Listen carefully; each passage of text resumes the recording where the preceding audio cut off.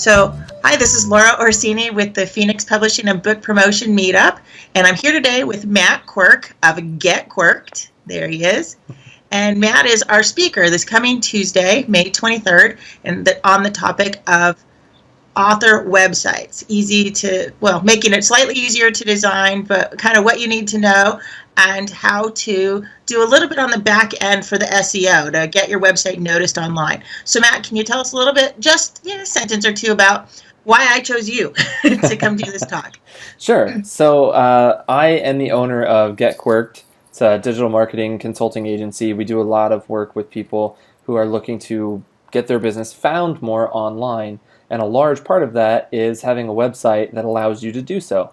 So Laura and I met and we got to talking about that, and I've started helping her out with her own website, and hopefully that continues as we move forward.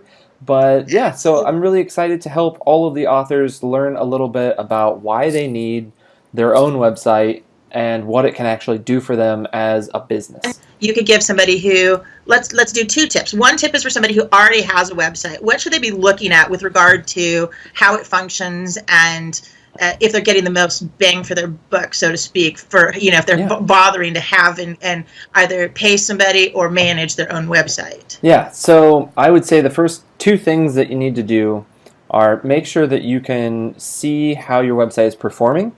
And there are tons of tools to do that, but the best one, and it's not best because it's free, but it's free and it's super powerful, is Google Analytics. And that, by installing Google Analytics on your website, you'll be able to start seeing how much traffic is actually coming to your website, where it's coming from, meaning geolocation, so if it's coming from individual cities in the US, or if it's coming from Bulgaria for some reason, you'll be able to see that and know who your audience is. And knowing who your audience is will help you speak to them more effectively. And that goes back to being found online, understanding how people are searching for you and where you're coming up and where you're not coming up where you should be.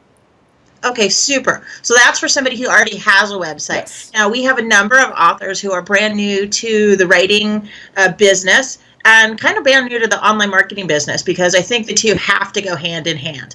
Unless you plan on selling only to people you know, which is probably a little tiny market. Most self-published authors sell about 250 books because, honest to goodness, that's all the people they know. So our goal with the meetup, and my goal with my business, is to help our authors begin to think like marketers, to really put the marketing mindset in front of mind instead of way in the way back. And I know authors don't like to hear that because they want to be creative and spend their time writing, but it is an 80-20 game, 20% writing, 80% marketing, if you intend to treat it as a business. So for the people who are just finally taking the steps to get their own website, or they're looking to do maybe a different dedicated website for the book writing, what would your your one small tip, because again, we're going to go into much greater detail on Tuesday, but what would your tip be for somebody who doesn't have a site yet that is looking to get one started? Yeah, so I think that there are different levels of getting started for sure, but for someone who already has, let's say they've written a book, they want to get into this as a serious author and authorship is their business, then they need to clearly identify their market and who they're actually going to be speaking to. Because language, as you know, is the most important method of connection. And if you are speaking to the right audience with the wrong words, you're going to miss the mark. You're not going to hit them and not going to get them to your website, not going to get them buying your books and engaging in the community that you're trying to build. So I would say the number one tip is to know who you're speaking to.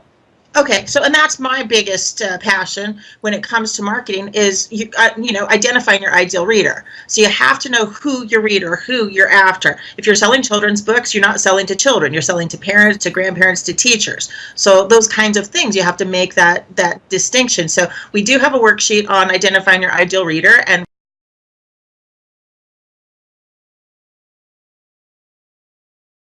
for those people who come to the seminar, I will give you access to that, and that's really proprietary. I don't share that very much. So if you come to Matt's talk on Tuesday, you'll get a copy of that, which is, I swear, it's a 4 or 5 page worksheet that makes you really think and go deep on who that ideal reader is. Matt's going to teach you a little bit about what the kind of language to use based on who the reader is and what that language means, like keywords and all the different aspects to SEO that you can do on your site. And if you don't know what SEO is, you got to come to the meeting on Tuesday.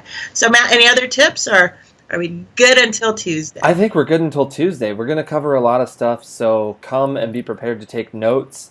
We do have a couple handouts that we're going to give, and at the end I will give something very special in regards to SEO, so you've got that to look forward to as well. Super duper. All right, everybody. So the meeting is this coming Tuesday, May 23rd. It is at our Chandler location. I'll put all of it. You should see it on the bottom of the screen there in text.